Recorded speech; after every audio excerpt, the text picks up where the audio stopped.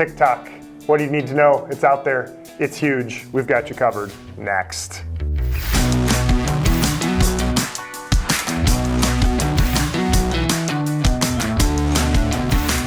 Welcome back to Thinking Out Loud. I am Joel. I'm Brad. Hello from sunny Detroit.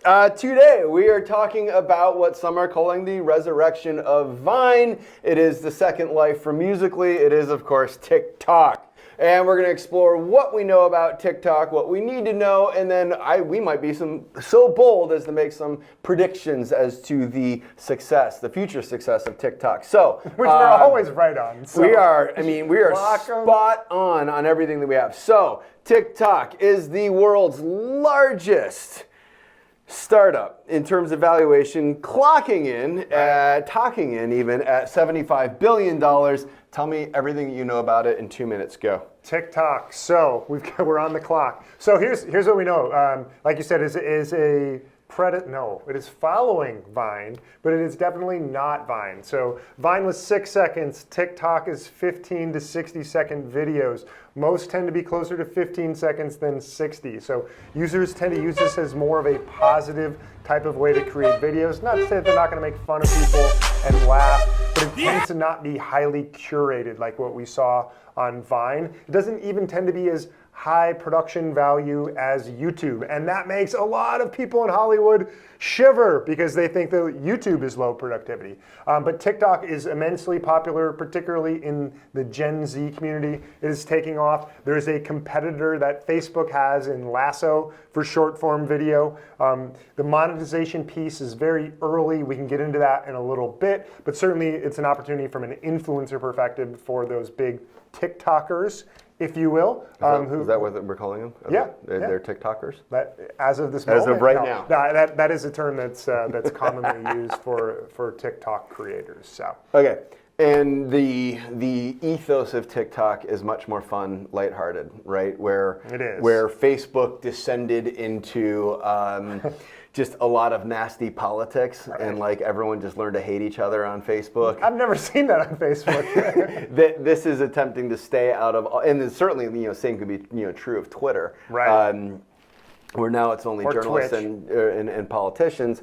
This just wants to be fun, lighthearted. It's really like mental candy, far more than any kind of attempt at substantive content. I think that's right, but people love Instagram too, right? Instagram's great because people generally post highlights. You're not posting, But one of the opportunities for TikTok right now is that Instagram has become so highly polished, produced, curated. Right. It's the same, like, this is a fake life that I'm presenting and it's completely unreachable and unattainable and doesn't reflect anything. TikTok's seeking to be as real as possible. Yeah, is that fair? Perfectly well said. Okay. And for that generation, we all know millennials and Gen Z hate to be sold to, and I think the authenticity of TikTok is a huge, powerful asset for the platform. Okay, let's talk dollars. Can creators make money on it, and two, how do brands participate in it? Yes, creators can make money on it, but it is tricky. It is not as well established of a platform like YouTube. So there's not the traditional pre-roll videos that are tied to a creator's content, like they are in AdSense. However, influencers can certainly partner with brands. Full disclosure, we're actually working with Wix on some TikTok content and creators as well. Is there the same kind of ease of outreach to the creator as there is in YouTube and Instagram? Like, is it relatively intuitive, or is it like Snap, where it's like, this was one of Snap's downfall, because it was so difficult to actually connect with a specific creator to try and even monetize their content. Right. Yeah, it is much easier to be able to reach out to creators than it was on Snap, for sure.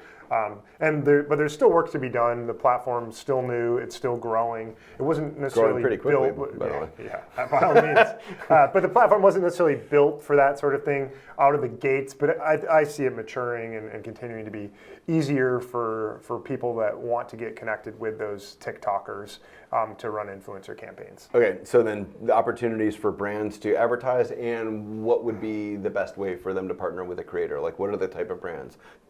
Does it work on direct response? Are these all branding campaigns? What are they? Yeah, the first TikTok ad was actually run this year in 2019 from an influencer perspective, at least according to the good folks at Digiday, right? When Grubhub ran an ad in January. So it's very new in terms of being able to say for sure it works on a a direct response basis, or it's absolutely only for branding. I think the jury's still out on that. In terms of the brands that I think are really well suited for TikTok, I think that's brands that are suited for a younger audience and whose purchasing habits tend to be a little bit less sophisticated, a little less practical, and a little bit more whimsical. So, Totino's, I'm looking at you. Who's Totino's? Pizza rolls. Really? Yeah. That's a thing? Oh, yeah. They're called Totino's? Tostinos, sorry, did I say I don't know. Well, there's Geno's too. Geno's and Tostinos. Doritos? Oh, that's good too. Doritos. Gummy bears. Taquitos, is that a thing? Taquitos. Oh, those are good. I don't know if it's a brand, but it should be. But Pepsi, but Coke. yeah, like the Yum brands type, like the Taco Red Bells Bull. of the world, Yes. and Red Bulls, and stuff that's going to cater to basically late teen. Yeah, that's great. And even like the tech companies. So Samsung is doing some advertising.